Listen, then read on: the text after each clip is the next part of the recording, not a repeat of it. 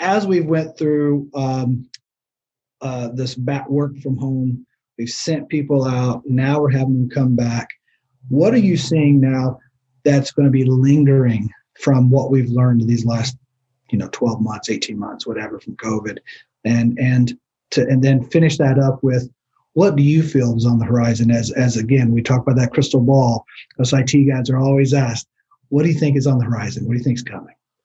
Yeah, I think lingering is, I don't know. I would say the majority of people I talk to, their organization is going to continue working from home, and that transition may never happen. Meaning, everybody's pretty satisfied with the productivity, and so they're going to stay as is. I think it's going to be a challenge as you bring new employees on. How do you integrate into a team you've never met except through Zoom? And I think you will see the organizations kind of either force people to come back, or they'll willingly want that interaction, that human touch you get when you work with coworkers, as well as there's so many things that are very difficult, like give somebody a new computer at their house versus if they walked into the office. So I think there'll be a transition, but definitely working from home is here to stay. A lot of companies are going to get rid of their main offices. I think we'll see a shift from offices and cubicles to lots of conference rooms. A lot of demand for video conferencing, tight Zoom rooms, or whatever you want to call them. Yeah, I think that'll happen. The move to the cloud is going to accelerate. I think this pushes it even more.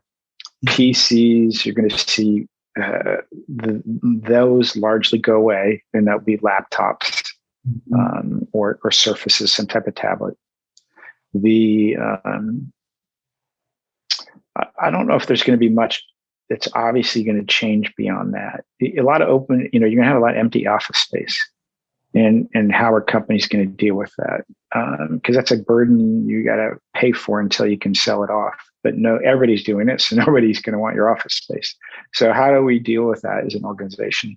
Yeah. And make work from home permanent is going to be something organizations are going to have to figure out. Okay. It isn't temporary; it's permanent. That's great.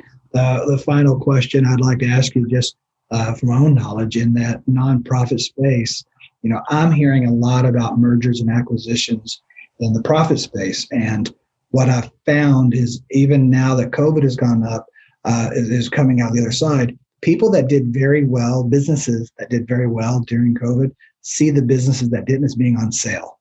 And so I'm seeing a big uptick in mergers and acquisitions. Does that play a factor at all in the nonprofit space?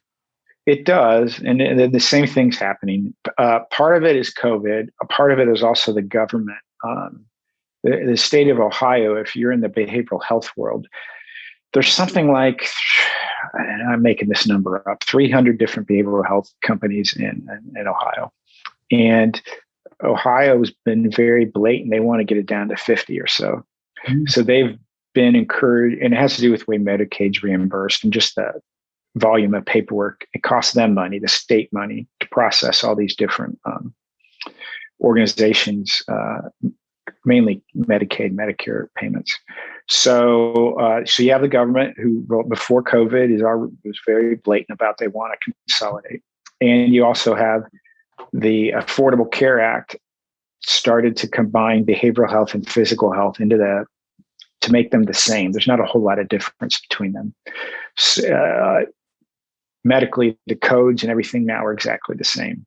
So a physical health company like Children's Hospital Cincinnati can move into the behavioral health side of things very easy. So you see a lot of the hospitals expanding, gobbling up that business, which will then drive the Lighthouses of the world to either change and get out of the behavioral health business, or it's going to be very hard to compete.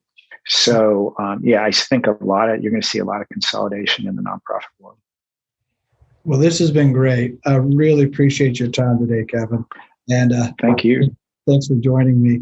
And please, guys, visit ComSpark.tech for additional interviews. Yep. Excellent. Thank you. Have a great day.